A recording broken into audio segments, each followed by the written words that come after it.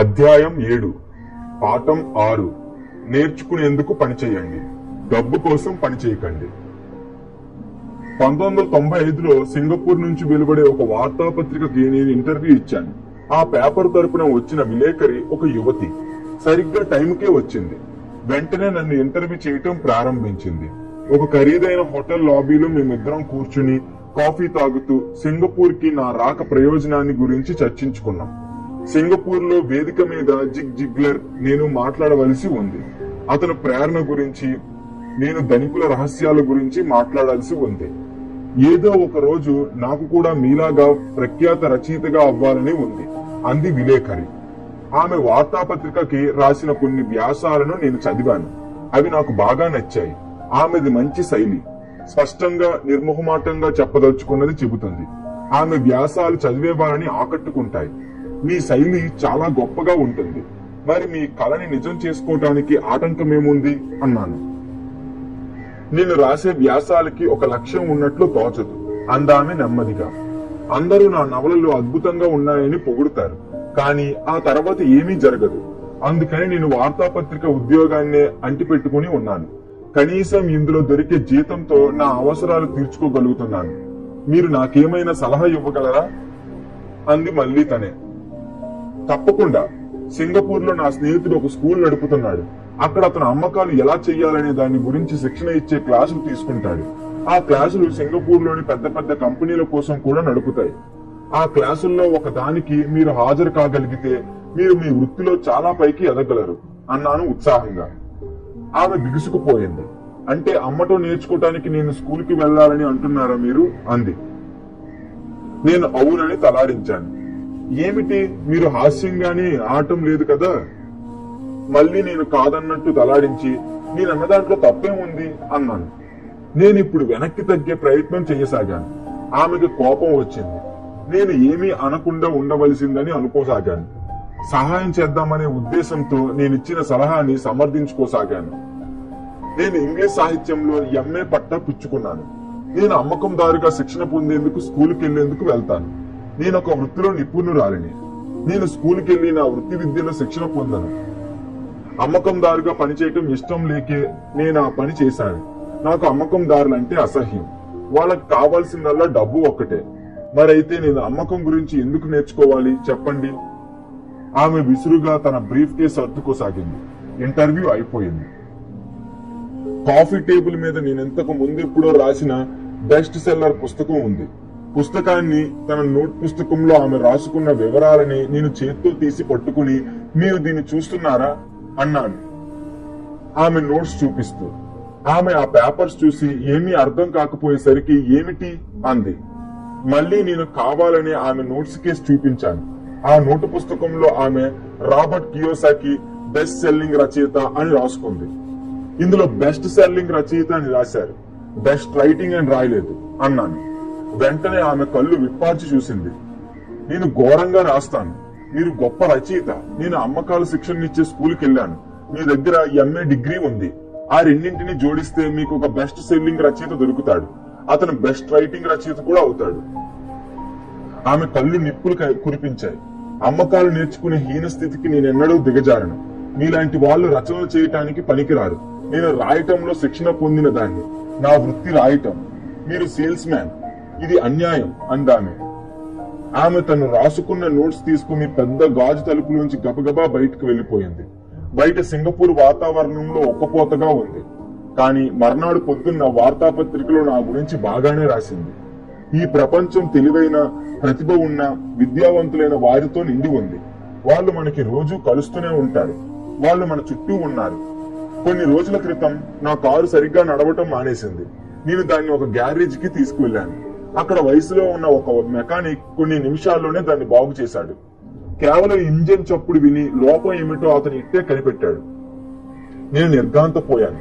కానీ దీనిలో విచారించవలసిన సంగతి ఏమిటంటే, ప్రతిభ మాత్రం ఉంటే సరిపోదు. ప్రతిభ ఉన్న వాళ్ళు ఎంత తక్కువ సంపాదించుకుంటున్నారో చూస్తే నాకు చాలా బాధ కలుగుతుంది. ఈ మధ్యనే నేను విన్నదేమిటంటే 5% కన్నా తక్కువ మంది అమెరికన్లు ఏడాదికి $1,00,000 సంపాదించుకుంటున్నారు. నేనెంతో మంది బాగా చదువుకున్న వాళ్ళని, మేధావుల్ని చూశాను. వాళ్ళు ఏడాదికి $2 లక్షల కన్నా తక్కువ సంపాదిస్తున్నారు. వైద్య వృత్తికి సంబంధించిన వ్యాపారంలో నిపుణుడు ఒక ఆయన ఎంతో మంది డాక్టర్లు, దంత వైద్యులు, వెన్నుముకకు సంబంధించిన వ్యాధులకి చికిత్స చేసే డాక్టర్లు ఆర్థికంగా ఎంత సంఘర్షణకి గురవుతున్నారో చెప్పాడు.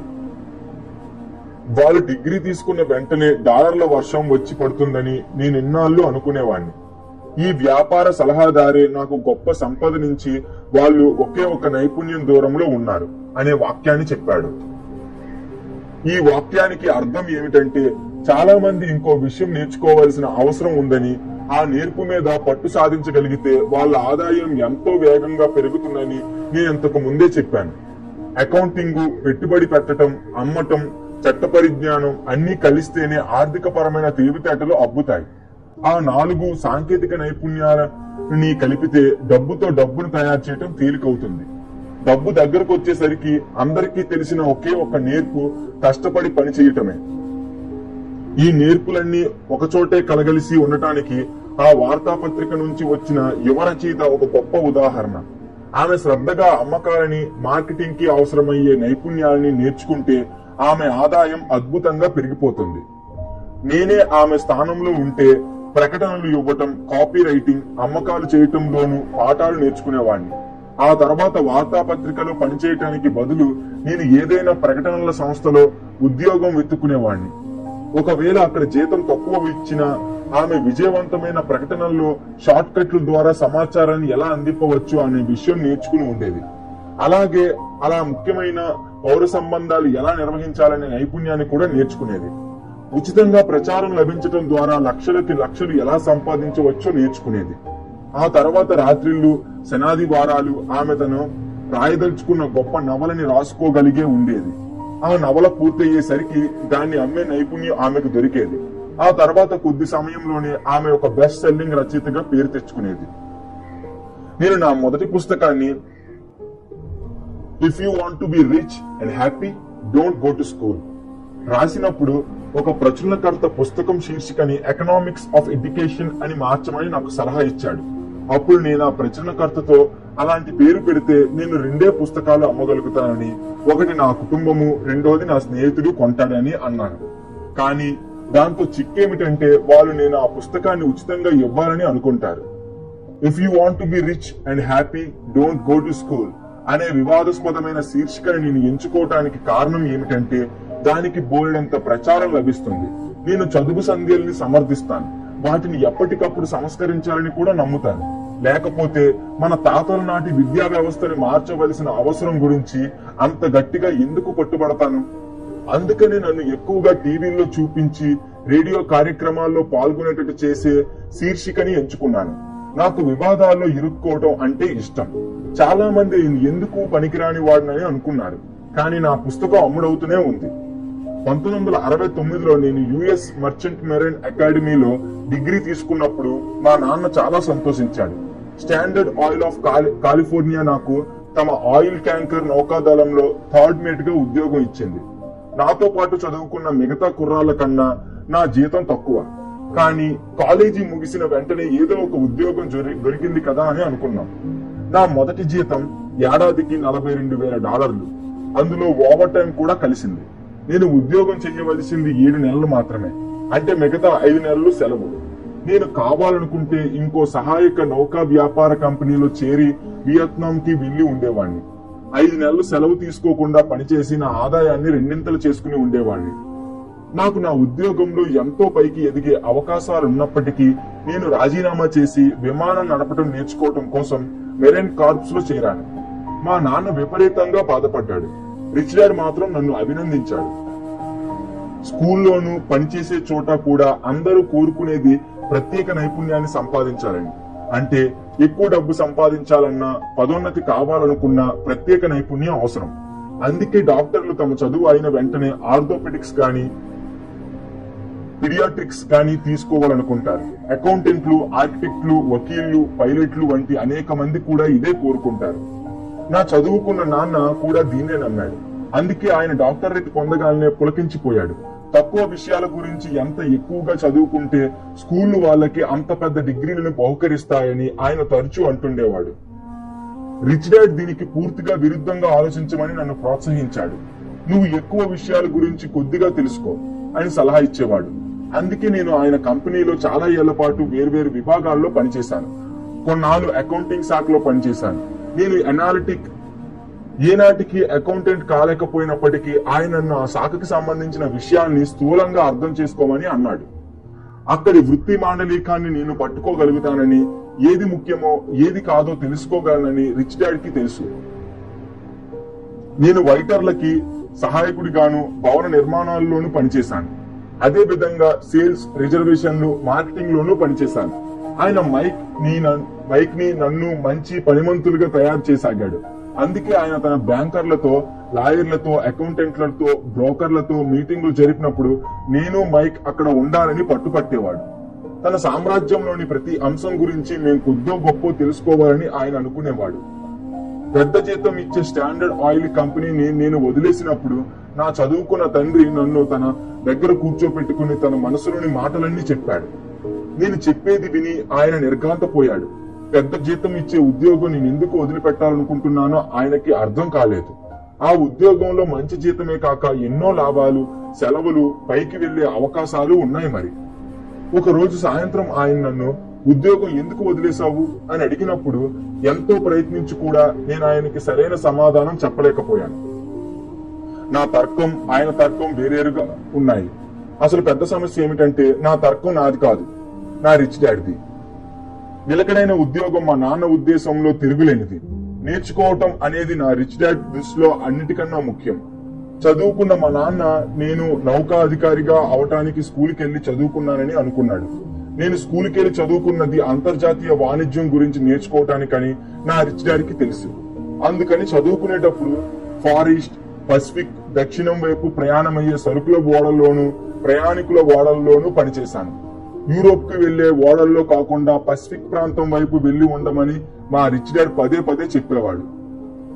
ఎందుకంటే అభివృద్ధి చెందుతున్న దేశాలు ఆసియాలో ఉన్నాయని, యూరోప్ లో కాదని అతనికి తెలుసు.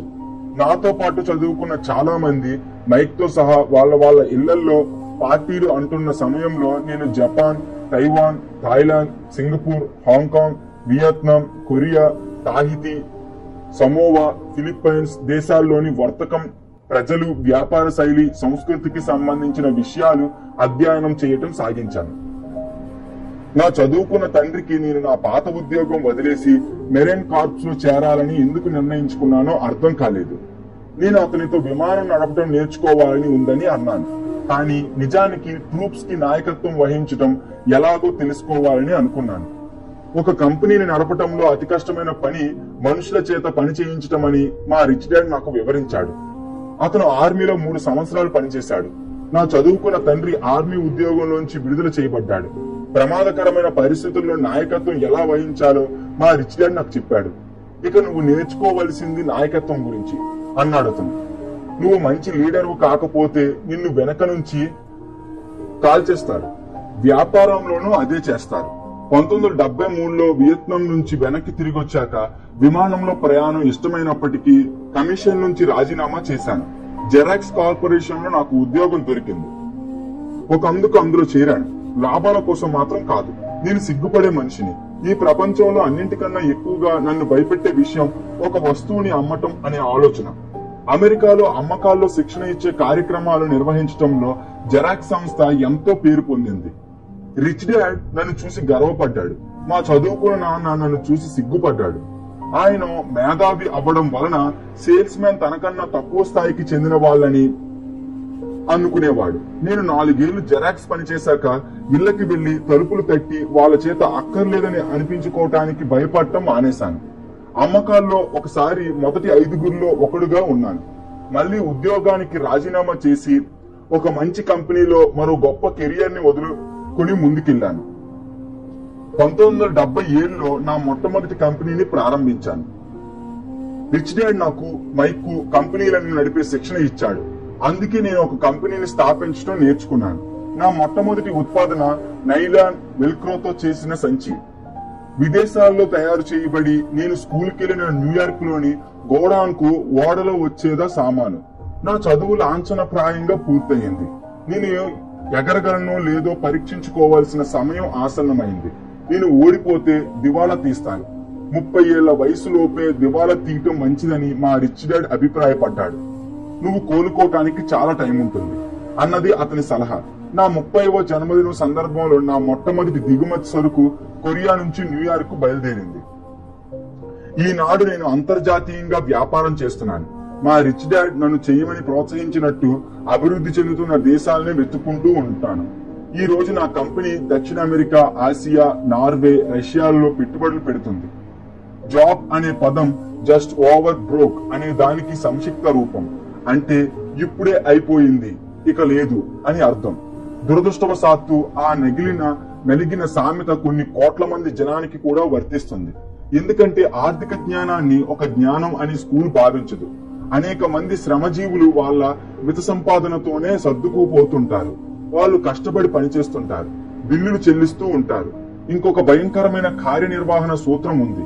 అదేమిటంటే శ్రమజీవులు తమని ఉద్యోగాల నుంచి తీసివేయకుండా ఉండటం కోసం కష్టించి పనిచేస్తే యాజమాన్యం కేవలం వారు పని మానేయకుండా ఉండటం కోసం వారికి సరిపోయేటంత వేతనాలు మాత్రం చెల్లిస్తుంటారు.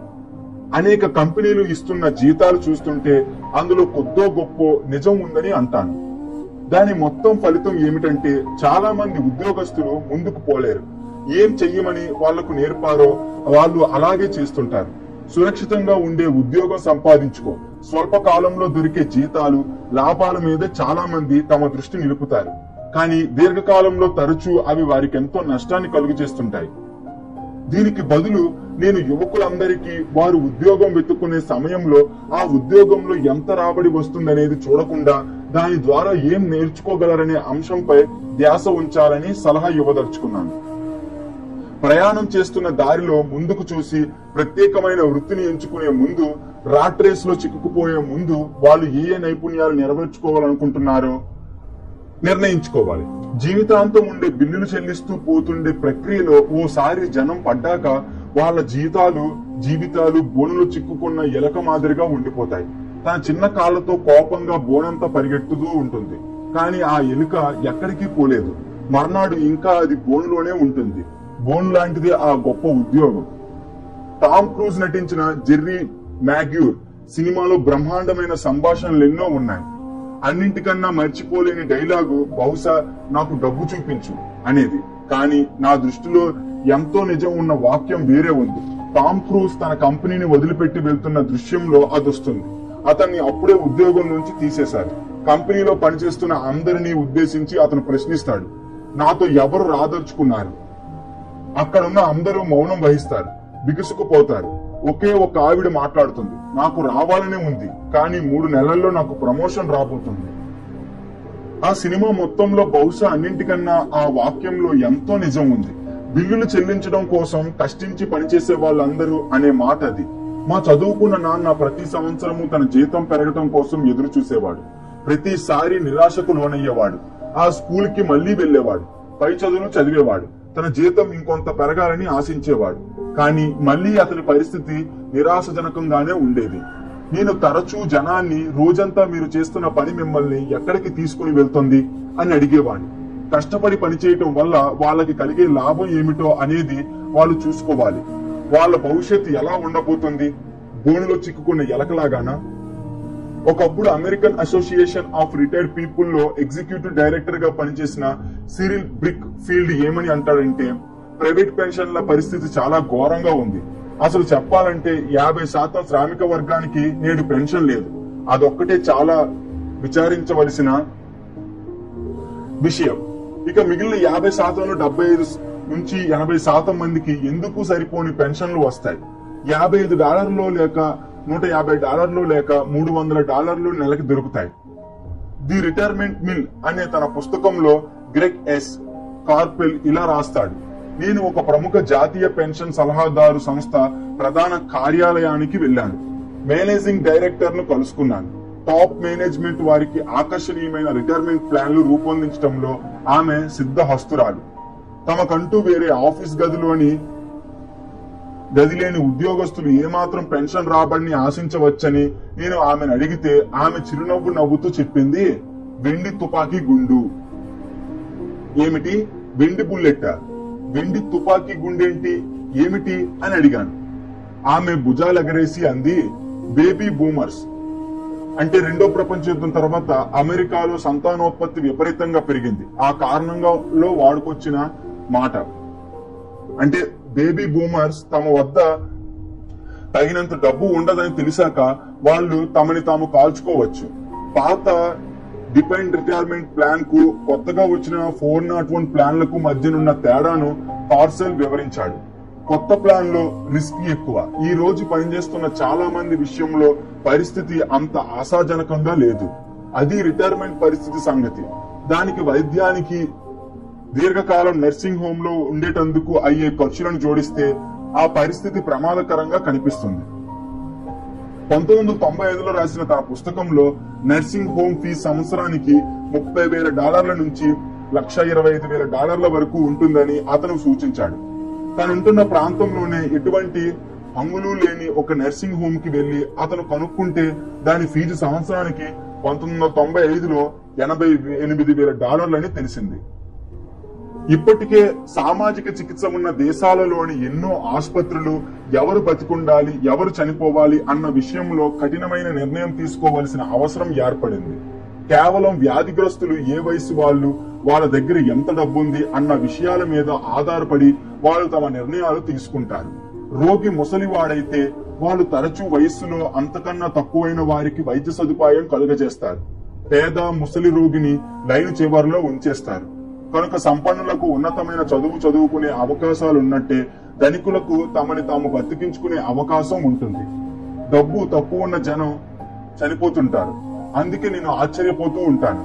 తామంతా ఎక్కడికి పోతున్నది ప్రశ్నించకుండా శ్రామిక జనం కేవలం తమ భవిష్యత్తు గురించి ఆలోచిస్తున్నారా, లేక వచ్చే నెల జీతం ఎప్పుడొస్తుందా అని మాత్రం ఎదురు చూస్తున్నారా అని. డబ్బు ఎక్కువగా సంపాదించుకోవాలనుకుంటున్న వయోజనులతో మాట్లాడేటప్పుడు నేను ఒకే విషయాన్ని సిఫారసు చేస్తుంటాను. దీర్ఘకాలాన్ని దృష్టిలో పెట్టుకుని తమ జీవితాలను చూడమని వారికి సలహా ఇస్తుంటాను. డబ్బు, భద్రత అవి ముఖ్యమని నేను ఒప్పుకుంటాను. వాటి కోసం మాత్రం పనిచేసే బదులు మరో నైపుణ్యం నేర్పే రెండో పని చెయ్యమని వారికి సలహా ఇస్తాను. తరచుగా నేను నెట్వర్క్ మార్కెటింగ్ కంపెనీని సిఫారసు చేస్తుంటాను. దీనిని మల్టీ లెవెల్ మార్కెటింగ్ అని అంటారు. అమ్మకంలో నైపుణ్యం సాధించాలని అనుకునే వాళ్ళు వీటిలో చేరాలి. వీటిలో కొన్ని కంపెనీలకు చక్కటి శిక్షణ కార్యక్రమాలు ఉంటాయి. తాము ఓడిపోతామేమో, తిరస్కరించబడతామేమో అన్న భయాన్ని అధిగమించడానికి అవి వాళ్ళకి ఎంతో సహాయకారిగా ఉంటాయి. జనం ఓడిపోవటానికి ప్రధాన కారణాలు ఈ రెండు భయాలే. దీర్ఘకాలంలో ధనం కన్నా విద్య ఎంతో విలువైనది. నేను ఈ సలహా ఇచ్చేటప్పుడు నాకు తరచూ దొరికే ప్రతిస్పందన, ఓ అదో పెద్ద తలనొప్పి, లేదా నాకు దేనిలో అభిరుచి ఉందో కేవలం ఆ పని చేయడానికి ఇష్టపడతాను అని ఉంటుంది. అదొక పెద్ద తలనొప్పి అనే మాటకు నేను అడిగే ప్రశ్న, అయితే నువ్వు సంపాదించిన దాంట్లోంచి 50% ప్రభుత్వానికి ఇవ్వటం కోసం నీ జీవితాంతం పనిచేయాలనుకుంటున్నావా? ఇంకో మాట, నాకు అభిరుచి ఉన్న పనినే నేను చేస్తాను కి జవాబుగా జిమ్ కి వెళ్లడం నాకు ఇష్టం లేదు, కానీ అక్కడికి వెళ్తాను ఎందుకంటే నా ఆరోగ్యం మెరుగుపరుచుకోవడానికి, ఎక్కువ కాలం బతుకునటానికి అని నేను అంటాను. దురదృష్టవశాత్తు ఒక ముసలి కుక్కకి మీరు కొత్త యుక్తులు నేర్పలేరు అనే పాత నానుడిలో కొంత నిజం ఉంది. ఒక వ్యక్తికి మార్పు అలవాటైతే తప్ప లేకపోతే అతన్ని మార్చటం అసాధ్యం. కానీ మీకు కొత్త విషయం నేర్చుకునేందుకు పని చెయ్యాలని అనిపించినప్పుడు ప్రోత్సాహపూరితంగా నేను చెప్పే మాట ఏమిటంటే, జీవితం ఇంచుమించు జిమ్ కి వెళ్లటం లాంటిది అని. వెళ్లాలన్న నిర్ణయం తీసుకోవటం ఇందులోని అత్యంత బాధాకరమైన భాగం. ఒకసారి దానిని మీరు దాటగలిగితే అదెంతో సులభం. ఎన్నో రోజులు నేను జిమ్ కి వెళ్ళటానికి భయపడ్డాను. కానీ ఒకసారి అక్కడికి వెళ్లి పని ప్రారంభించాక నేనెంతో సంతోషించాను. వ్యాయామం పూర్తి చేసుకుని బయటకు వచ్చాక నేను సరైన నిర్ణయం తీసుకున్నట్లు నాకు ఎప్పుడూ అనిపిస్తూ ఉంటుంది. ఒక విషయం నేర్చుకోవటానికి పనిచేయటం మీకు ఇష్టం లేకపోతే దానికి బదులు మీ రంగంలోనే ప్రత్యేకత సాధించాలని మీరు పట్టుబడుతూ ఉంటే మీరు పనిచేస్తున్న కంపెనీలో యూనియన్ ఉండేటట్లు చూసుకోండి. స్పెషలిస్టులకు రక్షణ కల్పించే విధంగా కార్మిక సంఘాలు రూపొందింపబడ్డాయి. నా చదువుకున్న తండ్రి గవర్నర్ అనుగ్రహానికి దూరమయ్యాక హవాయిలో అధ్యాపకుల సంఘానికి అధ్యక్షుడయ్యాడు. తన జీవితంలో అది అన్నింటికన్నా కష్టమైన పని అని అతను నాకు చెప్పాడు. మరోవైపు మా రిచ్ డాడ్ తన కంపెనీలో యూనియన్లు ఏర్పడకుండా జీవితాంతం పాటుపడ్డాడు. విజయం సాధించాడు కూడా. యూనియన్లు దగ్గరికి చేరినప్పటికీ రిచ్ డాడ్ వాళ్ళని దూరంగా తరిమేశాడు. వ్యక్తిగతంగా నేను ఎవరి పక్షమో తీసుకోను, ఎందుకంటే ఇరువురికి ఉన్న అవసరం, వాటి లాభాలు నాకు తెలుసు కనుక.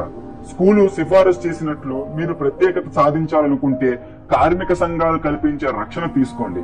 ఉదాహరణకి నేను నా వైమానికుని వృత్తిలోనే ఉండదలుచుకుంటే బలమైన పైలట్ల యూనియన్ ఉన్న కంపెనీలో చేరి ఉండేవాడిని. ఎందుకంటారా? ఎందుకంటే కేవలం ఒక పరిశ్రమ విలువైనదిగా గుర్తించే నైపుణ్యాన్ని నేర్చుకునేందుకు నా జీవితం ఇక నుంచి అంకితం అవుతుంది గనుక. ఆ కంపెనీ ఒకవేళ నన్ను ఉద్యోగంలోంచి తీసేసినట్టయితే నా జీవితంలో నేర్చుకున్న పనితనానికి మరో కంపెనీలో విలువ ఉండదు. 1,00,000 గంటలు విమానం నడపడంలో అనుభవం ఉండి సంవత్సరానికి $150,000 సంపాదించుకుంటున్న ఒక సీనియర్ పైలట్ కి ఉద్యోగం పోతే ఆ జీతానికి సమాన జీతం ఇచ్చే స్కూల్లోని అధ్యాపక వృత్తి దొరకటం అసాధ్యం. మనకున్న దక్షతలను ఒక పరిశ్రమ నుంచి మరో పరిశ్రమకు మార్చడం సాధ్యం కాదు. ఎందుకంటే వైమానికులకు ఉండే నైపుణ్యాన్ని బట్టి విమాన సంస్థలు వారికి జీతాలు ఇస్తాయి. ఆ నైపుణ్యాలకి విద్యా సంస్థల్లో అంత ప్రాముఖ్యత లేదు. ఈ వాళ్ళున్న డాక్టర్ల విషయంలో కూడా అది నిజమే. వైద్య రంగంలో వస్తున్న మార్పుల్లో ఎంతో మంది మెడికల్ స్పెషలిస్టులు HMO లాంటి సంస్థలని అనుసరించడం తప్పటం లేదు. స్కూల్ టీచర్లు తప్పకుండా యూనియన్ సభ్యులై ఉండాలి. ఈనాడు అమెరికాలోని అధ్యాపకుల సంఘం శ్రామిక సంఘాలన్నింటిలోకి పెద్దది. డబ్బు కలదీను. NEA నేషనల్ ఎడ్యుకేషన్ అసోసియేషన్ మీద రాజకీయ ప్రభావం ఉంది. అధ్యాపకులకు తమ సంఘాలు ఇచ్చే రక్షణ కావాలి. ఎందుకంటే వారికి ఉన్న నైపుణ్యాలకి విద్యారంగం తప్పిస్తే తదితర రంగాల్లో పరిమితమైన విలువ ఉంది కనుక. కాబట్టి నా అనుభవంతో చెప్పి ఒక విషయం ఏమిటంటే, ఒక గొప్ప ప్రత్యేక నైపుణ్యం సంపాదించుకో, తరువాత యూనియన్ ఏర్పరచుకో. అలా చేయటం అన్నింటికన్నా తెలివైన పని. నేను పాఠాలు చెప్పే క్లాసులో మెక్డొనాల్డ్ కన్నా మెరుగైన హ్యాంబర్గర్ మీలో ఎందరు తయారు చేయగలరు అని ప్రశ్నించినప్పుడు ఇంచుమించు అందరు విద్యార్థులు తమ చేతులు ఎత్తారు. ఆ తర్వాత నేను అడిగాను, మీలో ఇంచుమించు అందరూ మంచి హ్యాంబర్గర్ తయారు చేయగలిగినప్పుడు మీకన్నా మెక్డొనాల్డ్ ఎక్కువ డబ్బు ఎలా సంపాదించగలుగుతోంది? దాని సమాధానం చాలా తేలిక. మెక్డొనాల్డ్ దగ్గర దివ్యమైన వ్యాపార పద్ధతులున్నాయి. ఎంతో మంది ప్రతిభావంతులు బేదగా ఉండటానికి కారణం వాళ్ళు తమ దృష్టి ఒక మంచి హ్యాంబర్గర్ ను తయారు చేయడం పై కేంద్రీకరిస్తారు. వారికి వ్యాపార పద్ధతులు అంటే ఇంచుమించు ఏమీ తెలియదు. హవాయిలోని నా మిత్రుడు ఒక గొప్ప కళాకారుడు, చాలా డబ్బు సంపాదిస్తుంటాడు. ఒకనాడు వాళ్ళమ్మ వ్యవహారాలు చూసే లాయర్ అతనికి ఫోన్ చేసి ఆమె $35,000 అతని కోసం మిగిల్చినట్లు చెప్పాడు. ఆ లాయరు ప్రభుత్వం తమకు రావాల్సింది మినహాయించుకున్నాక ఆమె ఆస్తిలో మిగిలిన సొమ్ము అదే. తక్షణం తన వ్యాపారాన్ని అభివృద్ధి చేసుకునే అవకాశం అందులో కనిపించి అందులో కొంత డబ్బుని ఒక ప్రకటన ఇవ్వటానికి వాడుకున్నాడు. 2 నెలల తర్వాత అతనిచ్చిన మొదటి 4 పేజీల ప్రకటన 4 రంగులలో ధనవంతుల కోసం నిర్దేశించిన గొప్ప ఖరీదైన పత్రికలో వచ్చింది. 3 నెలల పాటు ఆ ప్రకటన ప్రచురించబడింది. తనిచ్చిన ప్రకటనకు జవాబులు మాత్రం అతనికి ఒక్కటి రాలేదు. వారసత్వంగా వచ్చిన మొత్తం డబ్బంతా తుడుచుకుపోయింది. ఇప్పుడు అతను ఆ మ్యాగజైన్ తప్పుగా చెప్పిందని కోర్టులో దావా వేయాలనుకున్నాడు. అందమైన హ్యాంబర్గర్ ని తయారు చేయగలిగిన వ్యక్తికి వ్యాపారం గురించి కొంచెం కూడా తెలియకపోవటానికి ఇది సాధారణంగా మనందరికీ కనిపించే ఉదాహరణ. నేను అతన్ని నువ్వేం నేర్చుకున్నావని అడిగాను. అతను దానికి చెప్పిన సమాధానం, ప్రకటనల రంగంలోని సేల్స్ మనుషులందరూ దొంగ వెధవలు అని. అప్పుడు నేను అతన్ని అమ్మకాల గురించి నేర్పే క్లాసులో చేరి నేర్చుకుంటావా అని అడిగాను. ఆ కోర్సులో ప్రత్యక్ష వ్యాపార వ్యవహారాలు కూడా నేర్పుతారని అతనికి చెప్పాను. దానికి అతను, నాకు తీరిక లేదు, పైగా డబ్బు వృధా చేయటం నాకు ఇష్టం లేదు అన్నాడు. ఈ ప్రపంచం ప్రతిభావంతులైన పేదవారితో నిండి ఉంది. చాలా సార్లు వాళ్ళు పేదరికంలో ఆర్థిక ఇబ్బందులకి గురవుతూ వాళ్ళు సంపాదించగలిగిన దానికన్నా తక్కువ సంపాదిస్తూ ఉంటారు. వాళ్ళకి తెలియని దాని వల్ల కాదు, తెలిసిన దాని వల్లే ఇలాంటి పరిస్థితి ఏర్పడుతుంది. వాళ్ళ ధ్యాసంతా మెరుగైన హ్యాంబర్గర్ ని తయారు చేయగల నైపుణ్యం మీదే ఉంటుంది తప్ప దాన్ని అమ్మటానికి అందించడానికి అవసరమయ్యే నైపుణ్యాన్ని మెరుగుపరుచుకోవటం మీద ఉండదు. మెక్డొనాల్డ్ ఇతరుల కన్నా రుచికరమైన హ్యాంబర్గర్ ని తయారు చేస్తూ ఉండకపోవచ్చు, కానీ ఒక మోస్తారు బర్గర్ ని అమ్మటంలోనూ అందివ్వటంలోనూ వాళ్ళు నిష్ణాతులు. పూర్ డాడ్ నేను ప్రత్యేక నైపుణ్యాన్ని సాధించాలని అనుకున్నాడు. అది ఆయన దృష్టిలో ఎక్కువ డబ్బు సంపాదించడానికి మార్గం. హవాయి గవర్నర్ ఆయనకి నువ్వు రాష్ట్ర ప్రభుత్వంలో పనిచేయటానికి ఇక పనికిరావని చెప్పాక కూడా మా చదువుకున్న నాన్న నన్ను ప్రత్యేక నైపుణ్యాన్ని సాధించమని ప్రోత్సహించడం మానలేదు. ఆ తర్వాత ఆయన టీచర్ల యూనియన్ తరపున పోరాడాడు. ఎంతో గొప్ప నైపుణ్యాన్ని, వృత్తి విద్యని సాధించిన టీచర్లకి ఇంకా భద్రతా లాభాలు కలుగజేయాలని ఆయన ఆ ఉద్యమం ప్రారంభించాడు. మేమిద్దరం తరచూ వాదించుకునేవాళ్ళం. కానీ ఈ ప్రత్యేక నైపుణ్యాన్ని సంపాదించుకునేందుకే యూనియన్ కి ఈ భద్రత లాభాలు అవసరం అవుతున్నాయన్న నా వాదనని ఆయన ఒప్పుకునేవాడు కాదు. ఎంత ఎక్కువ ప్రత్యేక నైపుణ్యాన్ని సాధించుకుంటే అంత ఎక్కువగా దానిలో కూరుకుపోయి దాని మీదే ఆధారపడవలసి వస్తుందనే విషయాన్ని ఆయన ఎన్నడూ అర్థం చేసుకోలేదు. రిచ్ డాడ్ కు నాకు మైక్ కి మిమ్మల్ని మీరు మెరుగుపరుచుకోండి అని సలహా ఇచ్చాడు.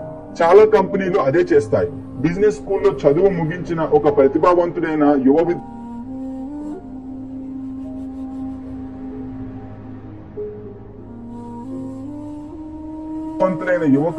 ఏ ఒక్క రంగంలోనూ ప్రత్యేకమైన నేర్పుని సంపాదించుకోరు. వాళ్ళని ఒక శాఖ నుంచి ఇంకో శాఖకి మారుస్తూ ఉంటారు. ఆ విధంగా వ్యాపార వ్యవస్థకి సంబంధించిన పార్శ్వాలన్నింటినీ వారు నేర్చుకోగలుగుతారు. ధనవంతులు తరచూ తమ పిల్లల్ని లేక ఇతరుల పిల్లల్ని ఇలాగే తమ రంగంలో నైపుణ్యం పొందేటట్టుగా తయారు చేస్తారు. అలా చేయటం వల్ల వ్యాపారానికి సంబంధించిన వ్యవహారాలన్నింటి గురించి వాళ్ళకి స్థూలంగా తెలుస్తుంది. అలాగే వేర్వేరు విభాగాలు ఎలా సంబంధాలు కలిగి పనిచేస్తాయో తెలుస్తుంది. రెండో ప్రపంచ యుద్ధం నాటి తరం వాళ్ళు ఒక కంపెనీ నుంచి మరో కంపెనీకి మారుతూ ఉండటం తప్పు అనుకునేవాళ్ళు. ఇవాళ అది తెలివితేటలకి నిదర్శనం. ఎలాగూ అందరూ కంపెనీలు మారాలని కోరుకుంటున్నారు కాబట్టి ఇంకా ఎక్కువ ప్రత్యేక నైపుణ్యం సంపాదించే బదులు ఎక్కువ సంపాదించడం ఎలాగో నేర్చుకోవటం మంచిది కదా. తాత్కాలికంగా దాని వల్ల మీకు తక్కువ ఆదాయం దొరకవచ్చు, కానీ కాలక్రమేణా అది మీకు లాభాలనే ఇస్తుంది. విజయానికి అవసరమయ్యే నిర్వహణకి సంబంధించిన ప్రధాన దక్షతలు: నెంబర్ 1 క్యాష్ ఫ్లో నిర్వహణ, నెంబర్ 2 ప్రణాళికల నిర్వహణ, నెంబర్ 3 మనుషుల నిర్వహణ. అతి ముఖ్యమైన ప్రత్యేక నైపుణ్యం అమ్మకాలకి, మార్కెటింగ్ ని అర్థం చేసుకోవడానికి సంబంధించినది. అది అమ్మకం చేయటంలో ఉండే నేర్పు. అందుచేత అవతలి వ్యక్తి కొనుగోలుదారైనా, మీ కింది ఉద్యోగి అయినా, మీ పై అధికారి అయినా, మీ జీవిత భాగస్వాము, పిల్లలో అయినా ఇతరులతో మాట్లాడడం అనేది ఒక వ్యక్తి విజయాన్ని సాధించడానికి అవసరమయ్యే కనీస నైపుణ్యం. రాయటం, మాట్లాడటం, బేరాలు చేయటం వంటి అభివ్యక్త సాధనాల్లో నేర్పు సంపాదించడం అనేది జీవితంలో విజయాన్ని పొందటానికి కీలకమైనది. నేను ఈ నైపుణ్యాన్ని ఇంకా మెరుగుపరుచుకుంటూనే ఉంటాను. నా జ్ఞానాన్ని విస్తరింప చేసుకోవటానికి నేను కొత్త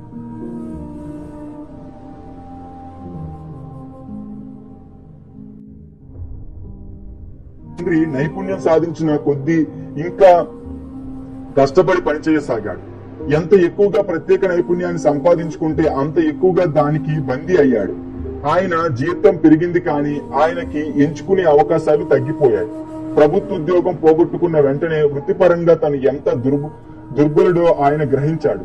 క్రీడా రంగాన్ని వృత్తిగా చేసుకున్న ఆటగాళ్లు ఉన్నట్టుండి దెబ్బలు తగలటం వల్ల లేదా వయసు మారటం వల్ల ఆడలేకపోవటం లాంటిదే ఇది కూడా. ఇప్పుడు వాళ్ళకి బోల్డంత డబ్బు సంపాదించే స్థితి అందుబాటులో ఉండదు. ఆ తర్వాత ఏమైనా చేయటానికి వాళ్ళకి వేరే ఎటువంటి రకమైన నేర్పు ఉండదు. నా ఉద్దేశంలో ఆ తరువాత మా నాన్న యూనియన్ల పక్షం వహించడానికి అదే కారణం. యూనియన్ అనేది ఉంటే తనకి ఎంత ఉపయోగపడేదో ఆయన గ్రహించాడు. రిచ్ డాడ్ ఎక్కువ విషయాల గురించి కొద్దిగా నేర్చుకోమని మైక్ కి నన్ను ప్రోత్సహించాడు. మాకన్నా తెలివైన వారితో కలిసి పనిచేయమని, తెలివైన వారిని అందరినీ కూడగట్టుకుని ఒక జట్టుగా పనిచేయమని ఆయన మమ్మల్ని ప్రోత్సహించాడు. ఈ రోజుల్లో దాన్నే వృత్తి నిపుణుల బృందం అంటారేమో. ఈ రోజు సంవత్సరానికి $1,00,000 సంపాదించే మాజీ స్కూల్ టీచర్లని నేను చూస్తున్నాను. వాళ్ళు అంత డబ్బు సంపాదించడానికి కారణం వాళ్ళు తమ రంగంలో ప్రత్యేక నైపుణ్యాన్ని సంపాదించడంతో పాటు ఇతర రంగాల్లో కూడా నేర్పుని సంపాదించుకున్నారు. వాళ్ళు ఉపాధ్యాయ వృత్తితో పాటు అమ్మటం కూడా తెలుసుకున్నారు. క్రయ విక్రయాలకు మించిన నైపుణ్యం ఇంకోటి ఉందని నేను అనుకోను. ఈ 2 రకాల నైపుణ్యాలు చాలా మందికి కష్టం అనిపిస్తాయి. ఎందుకంటే మొదట్లో నిరాకరించడం గురించి వాళ్ళు భయపడతారు. అభిప్రాయాన్ని వ్యక్తపరచగలటం, సారాలు నిరాకరించబడటం గురించిన భయాన్ని అదుపులో పెట్టుకోవటం, ఈ 3 మీరు చక్కగా చేయగలిగితే మీ జీవితం హాయిగా గడిచిపోతుంది. బెస్ట్ సెల్లర్ రచయిత అవ్వాలనుకున్న ఆ విలేకరికి నేనిచ్చిన సలహానే ఈ రోజు ఎవరికైనా ఇస్తాను.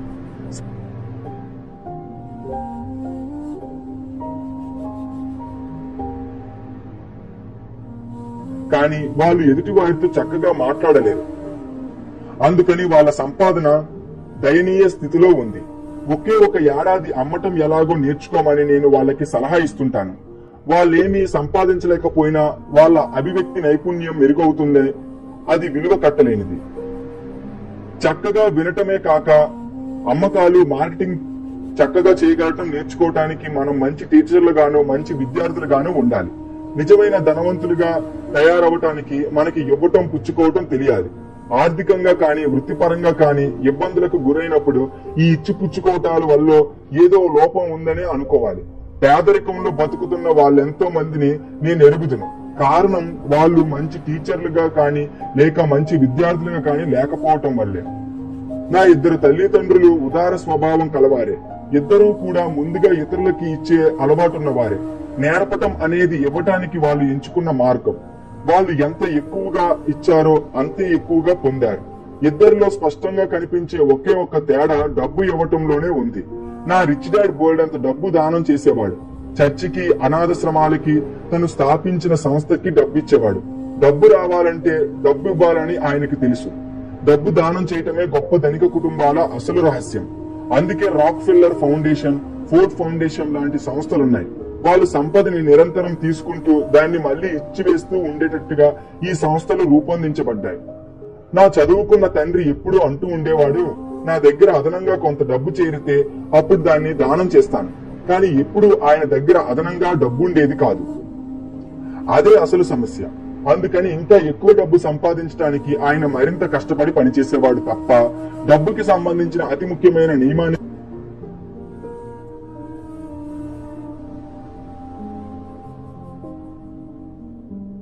ఆయన నమ్మాడు. చివరిగా నేను ఇద్దరు తల్లిదండ్రులుగా తయారయ్యాను. నాలో ఒక భాగం కరుడుగట్టిన పెట్టుబడిదారుడిది. అతనికి డబ్బుతో ఆడుకోవటం అన్నా, డబ్బు చేసుకోవటం అన్నా చాలా ఇష్టం. ఇంకా రెండో భాగం సామాజిక బాధ్యతలు గల ఒక ఉపాధ్యాయుడిది. అతనికి ధనిక, పేద వర్గాల మధ్య నిరంతరం పెరుగుతున్న ఈ అగాధం గురించి చాలా విచారంగా ఉంటుంది. ఈ అగాధానికి ప్రధానంగా బాధ్యత తాతల నాటి విద్యా విధానం అని నా సొంత అభిప్రాయం.